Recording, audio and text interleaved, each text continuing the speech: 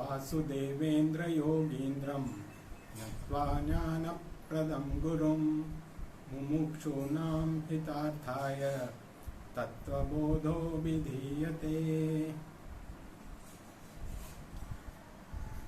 So as you know, we are in the last section of this text, which is Falashruti. So basically the text was completed in the last section. Here we are discussing about the benefits of reading this text or understanding this text, because whatever we do, we would like to know what are the benefits, because without any benefit there is no point in doing something. So that is why at the end of the text, the last section, the author is telling us what are the benefits of understanding the self, because that is the subject matter of the text, knowing the self. So in this, we had the direct benefit is, once you get this knowledge, you become a Jivan Mukta. So the word Jivan Mukta was introduced, and basically a Jivan Mukta is the one who has understood there is no difference between him and the total, who has completely understood without any doubt. He knows he is no different from the total. So the equation of me is equal to God. Once you accept that equation, you become a Jivan Mukta. Once you understand the equation, you become a Jivan Mukta. So that is the direct benefit. Other benefits, even if we don't come to a complete understanding, the gap between us and the total, the more you narrow down, the more life becomes simpler and easier to handle. So once you progress towards that goal of realizing that you and the total are one and the same, as you progress towards that, you will find that you are able to handle things in a much easier way, because ultimately, if there is no difference between you and the total, then there are no problems at all. So once you completely gain that knowledge that you are the total and there is no doubt at all in your mind about you being the total, you become a Jivan Mukta.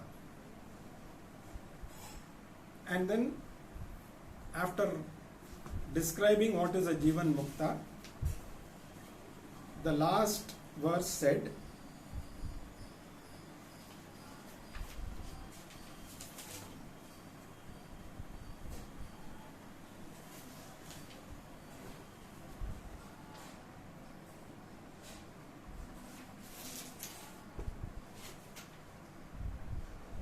once you understand that you are Brahman or you are the total, then you are released from all the karmas. All the karmas that have been accumulated, you are released from those karmas completely. So that is the final stage of getting knowledge. The person is released from all the karmas. Now the next verse, the next question is, what are these karmas? So we have already seen separately about the law of karma. Here we'll go again through the same, we'll understand again about the law of karma, and what is the effect of this karma on the Jivan Mukta. How does the karma affect the Jivan Mukta, the one who has attained the knowledge? So now the first, this thing is, what are the karmas? So the next verse कर्माणि कति विधानि सन्तीति चेद आगामि संचित प्रारब्ध भेदेन त्रिविधानि santi. The author himself asked the question, what are the, how many kinds of karma are there? And he also gives the answer, there are 3 types of karma. Now the word karma, as we understand, can mean different things in different contexts. So generally karma means action. In this case here, the karma that the author refers to is the result of the actions. So when we say the Jivan Mukta is released from all the karmas, means it is not that he is free from all the actions. He is free from the result of the actions that he has accumulated. So there are, we will just revise the karma theory, the law of karma. So there are 3 types of karma: Sanchita karma, Prarabdha karma and Agami karma. These are the 3 karmas which all of us go through. Now what is karma? When you do any action, there is a result produced. A good action will produce a favorable result, which we call as punya. A not so good action, you need not say a bad action, a not so good action, and not a good thing will produce a result which is called as papa. So every action that we do produces punya and papa. This keeps adding into our account. Now, who knows these actions? Because the totality is always recording every action of ours, and it is not just mere action, it is also the thought behind the action. It is not just your physical action that is recorded, your thought behind the action is also recorded. For example, something which may look outwardly a bad action may in fact be a good action. Suppose you are walking on the road and suddenly some person comes and pushes you and you fall down and hurt yourself.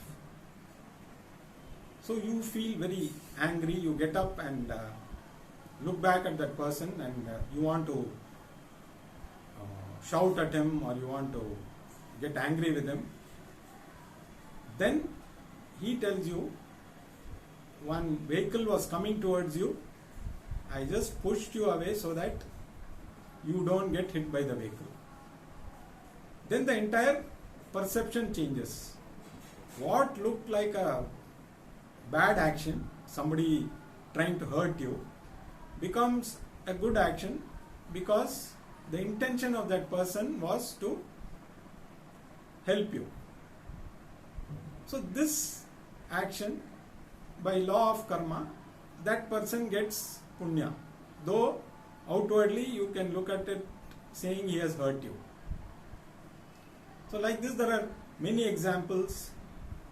For example, even killing. If a thief in the process of robbing or looting somebody, he may kill that person also for gain. On the other hand, a soldier who's fighting for the country, he also happens to kill some person on the opposite side, but his intention is only to protect his country. So both these outwardly, if you see, somebody is killing somebody. So there is an action happening of somebody killing somebody. But the reason behind the killing, if you see, then you'll see the difference between what is a good action and what is a bad action. And the total knows the thought process behind each of these actions. So which becomes a punya, which becomes a papa, is recorded for every action. So it must be a very massive kind of a computer which records the actions of every human being along with the thought process of that human being.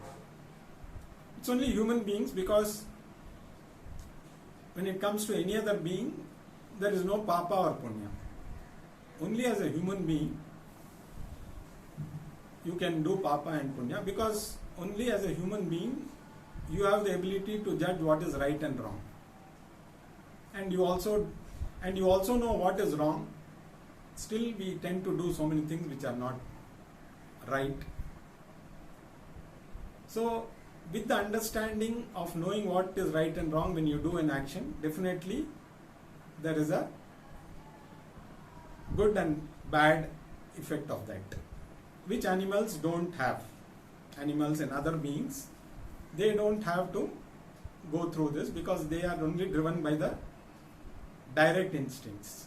They don't think of, okay, what will happen if I kill this? If the tiger thinks, okay, should I kill this deer? What will happen to the family of the deer? Tiger kills because it is hungry. So they are driven only by the natural instincts. Human beings are driven by the knowing what is right and wrong. So the law of karma accumulates. So what we have been accumulating over millions of births, we don't know which birth is this. We must have gone through millions of births earlier, and in each one, whatever karmas we have accumulated becomes sanchita karma. Sanchita means accumulated. So we have accumulated millions of karmas over millions of births. Now, having understood the three types of karma, we will understand a little more. What is agami karma? Agami karma kim? In this context, the author means for a person who has become a Jivan Mukta or a wise person. Jnanotpatya nantaram jnani deha kritam punya papa rupam karma yadasti tadagamitya vidiyate.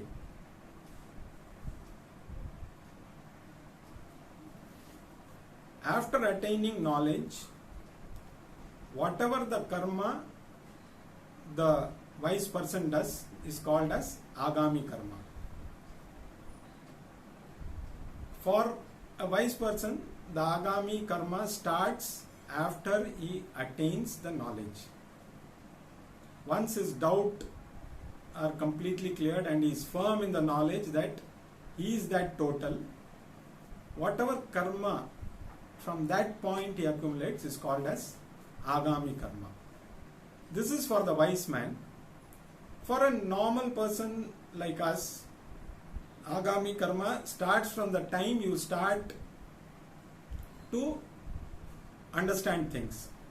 So as a child, maybe up to the age of 5, you don't know what is good or bad. So whatever you do up to that age, there is no karma involved. But once you start understanding things, what is right and what is wrong, whatever karma you do, that becomes agami karma. That means that karma is actually what is going to dictate your future. Because at this moment, whatever you are doing, the result may not come immediately. some of these karmas that we do may produce immediate results, but whatever is not fructified now continues till the death of that person, and it becomes part of the total karma once the person leaves the body. In the case of a wise person, once he leaves the body, this karma is not applicable to him, because none of the karmas are applicable to him. So the next question is, Sanchita karma kim? What is Sanchita karma? Ananta koti janmanam bija bhutam sadayata karma jatam purvarjitam tishtati tata sanchita yeyam. Sanchita karma, again like I explained, is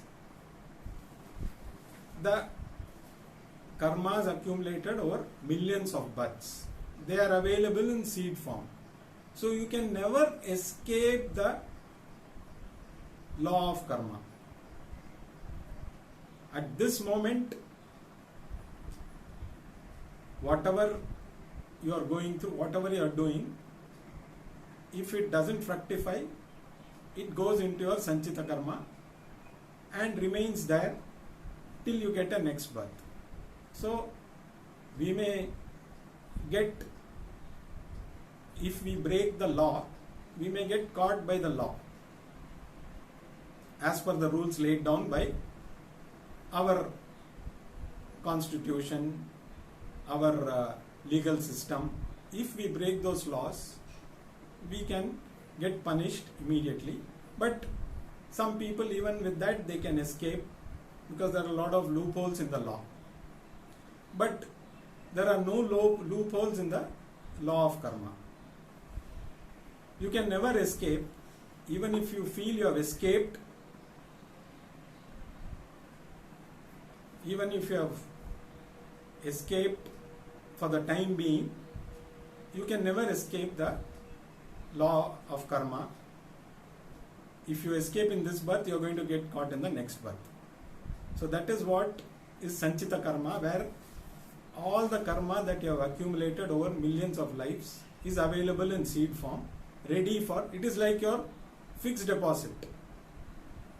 So whatever you have accumulated, it gathers into your fixed deposit. It keeps on accumulating, and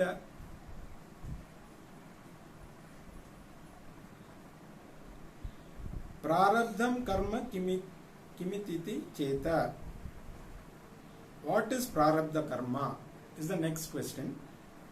He says, idam sharira mutpadyeha loka evam sukha dukkhadi pradam yat karma tat prarabdham bhogena nashtam bhavati prarabdha karmanam bhogadeva kshaya iti. The karma, prarabdha karma, is nothing but that fixed deposit of your Sanchita karma. Whatever is matured is prarabdha karma, which is this life. So once somebody dies, the next birth is decided from the Sanchita karma. One part of that decides everything that the person is going to be in his next birth. What kind of body he is going to get, where he is going to be born, how good or healthy his body will be. All these things are decided. Again, the total decides. It is not that somebody deciding. It is, there is a formula which is applicable, which is equal for everybody. So from the total karma that is accumulated for each person, by a particular formula, that one part of it is fructified, which becomes prarabdha karma. So whatever we are going through now, as of now, from the time we were born, the parents that you are born to, the place that you are born, everything is decided by your own karma. Whatever you have done over millions of lives, that when it fructifies, you get a body, and it can be, even among the bodies, it can be a healthy body. Some people are always sick right from the time they are born. So it could be a healthy body, it could be a very frail body, an unhealthy body. It could be a man's body, it could be a woman's body. Again, that is decided by the karma, because each type of body carries a particular effect. So everything is decided by your own actions. So whatever deposit has matured, that becomes prarabdha karma, and that is what we are going through. This prarabdha karma, everything that we are today is decided by our prarabdha karma. We may feel that, okay, I have done this, I have done that, because of what I did, this happened. So all this, we assume that we are doing it, but actually it's our own actions which have produced this situation. So prarabdha karma comes from your own past actions, and it unfolds as you go by. So the situations that you come across, the whatever is happening to you around, it's already decided by your prarabdha karma. So then one can say, okay, then what is there to do? It's already decided. So that kind of fatalistic attitude is also not correct. You cannot change what you are supposed to go through. But we have something called purushartha, which is effort. By your own effort now, you can change things. For example, suppose somebody is very gifted from a very young age. We might have seen child prodigies in music or in the field of sports or anything. That comes from their past. But if they say, okay, I have the talent, so I should automatically become famous, it doesn't happen. You have the talent if you don't have the talent for music, you cannot become a musician. It has to be inherent. Somewhere in your past lives you must have had some connection with music or whatever field. Only then that will come out. But unless you make an effort to practice, to learn, you cannot excel in that field. So prarabdha karma will create the situation, but your effort or purushartha will help you to move forward. So now, how is this prarabdha karma related to the wise person?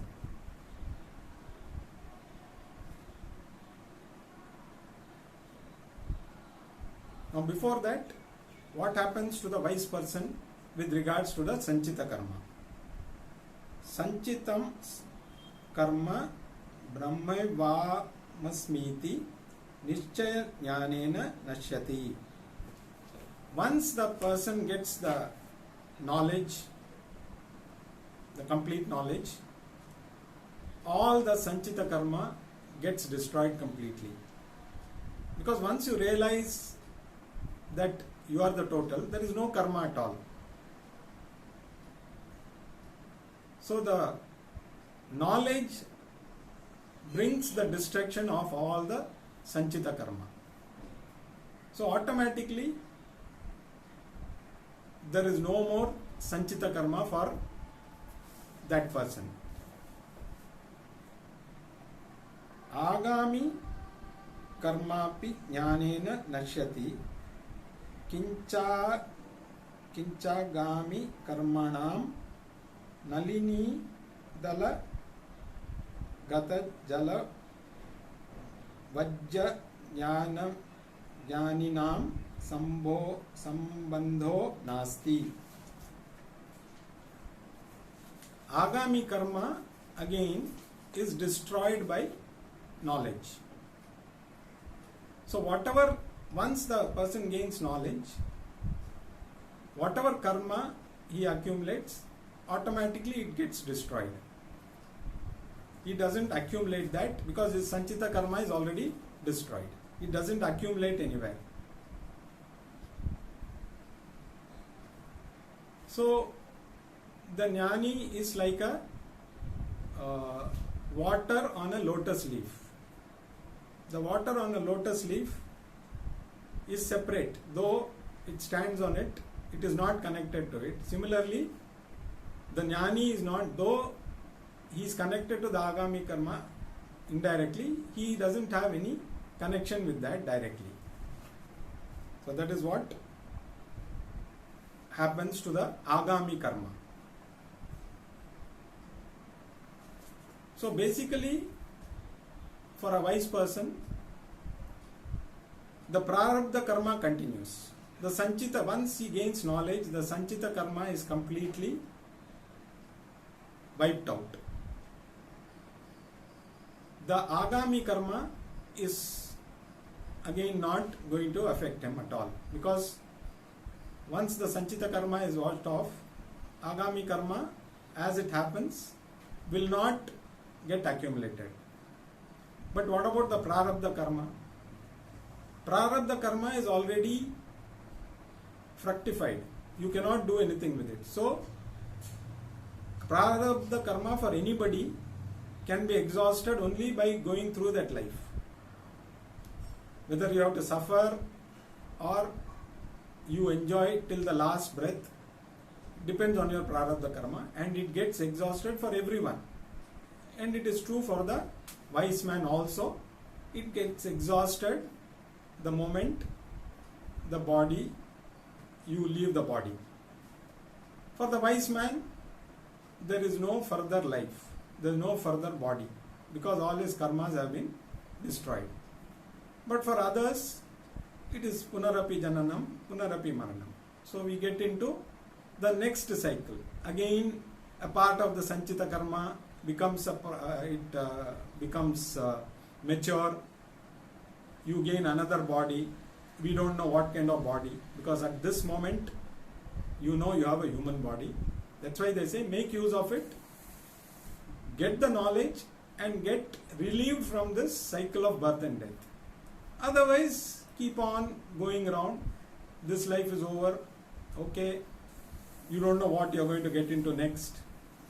If you get another human birth, if you have progressed and you are going towards that path of understanding the self, the possibility of getting another human birth is very high. If not, you can get into the cycle again, go through again various births. Could be human birth, could be any other form. It could be an animal, or it could be a plant, or it could be an inanimate object. It goes on and on. So the cycle keeps going on and on. So the karma, as it fructifies, it becomes, and agami karma for us also, some of these karmas, like each seed has got a different length of time to germinate or become a tree. A coconut tree or a mango tree takes a length of time. A papaya tree grows earlier. So whatever grows immediately, whatever fructifies immediately, you go through in this life itself. Whatever doesn't fructify till you leave this body gets accumulated and gets into your fixed deposit. So this cycle keeps on going. The more we understand this and handle ourselves, we can live life in a better way. So that is the whole purpose of understanding this, that karma the law of karma, if we are able to appreciate and understand, we can go in the right direction. And once you go in the right direction, if you have put in enough effort to make that understanding, you can become a Jivan Mukta here and now. If not, at least the chances of getting another human birth is high. You get into the next Janma in a human form, and you can progress from there, and at least in the coming few Janmas you can become a Jivan Mukta. So that is what the author says. So it is left to the individual how to utilize this knowledge of law of karma.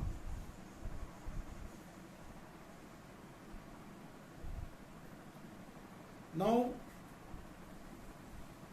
kincha ye jnaninam stuvanti budantyarchayanti prantan prati jnani krita magami punyam gacchati. It says, those who serve a jnani, they get lot of punyam. So the punyam of that jnani, part of it goes to them. You can take it that way. Or if you serve a jnani, you get punyam. So that is one way of gaining more punyam. Same way, he says, ye jnaninam nindanti dvishanti dukkha pradanam kurvanti tan prati jnani kritam sarva magami kriyamanam yadavacham karma papatmakam tvajat tad gacchati.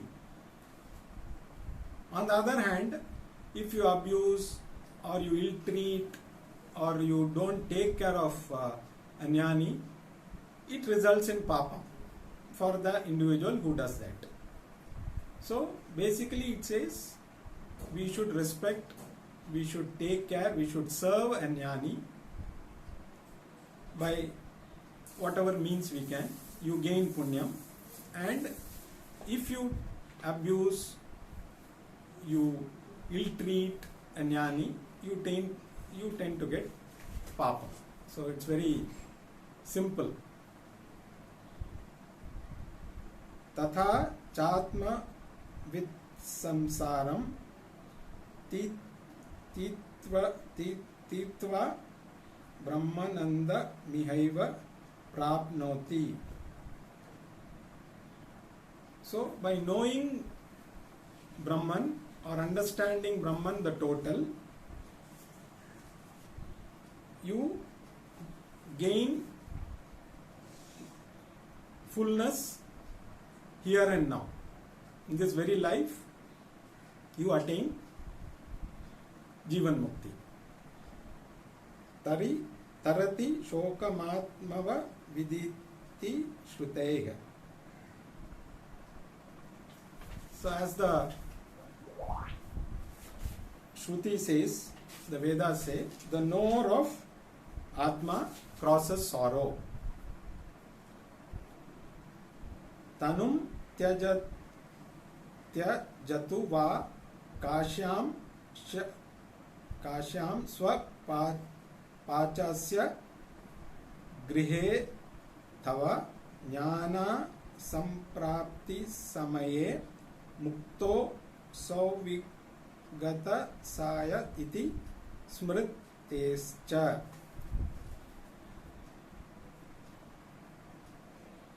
For a jnani, so basically he is trying to say, for a jnani,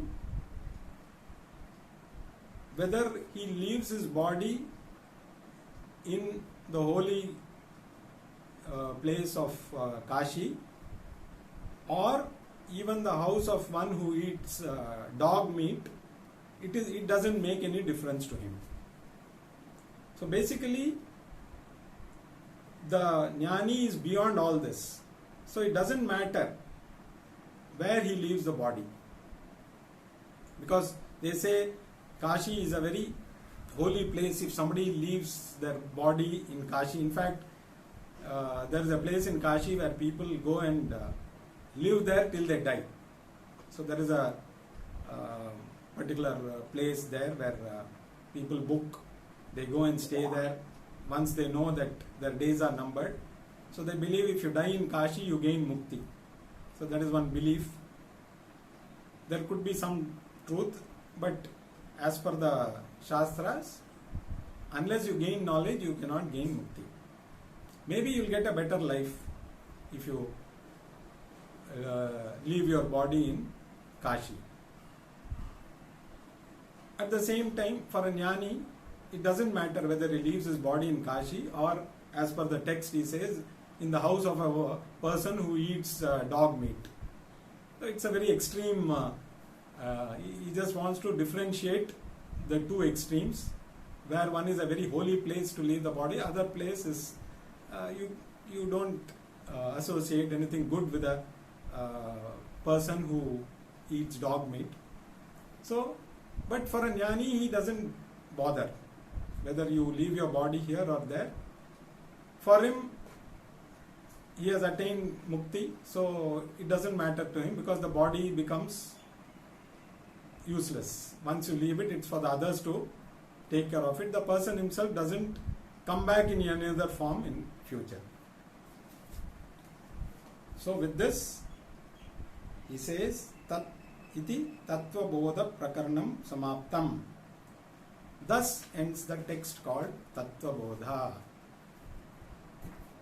So we will repeat the first prayer before we stop. Vasudevendra Yogindram Natva Jnana Pradam Gurum Mumukshunam Hitarthaya Tattva Bodho Vidhiyate. So with this we come to the end of this text called Tattva Bodah. We have understood many things in this which are going to be very useful. It takes a lot of repeated understanding to absorb this knowledge. It is now available. After a few days, slowly that knowledge starts diminishing. So it is up to us to keep refreshing that knowledge. So slowly we gain that ultimate stage where we have no doubts in our mind. So next class we will probably summarize the whole thing so that it becomes a revision. Thank you.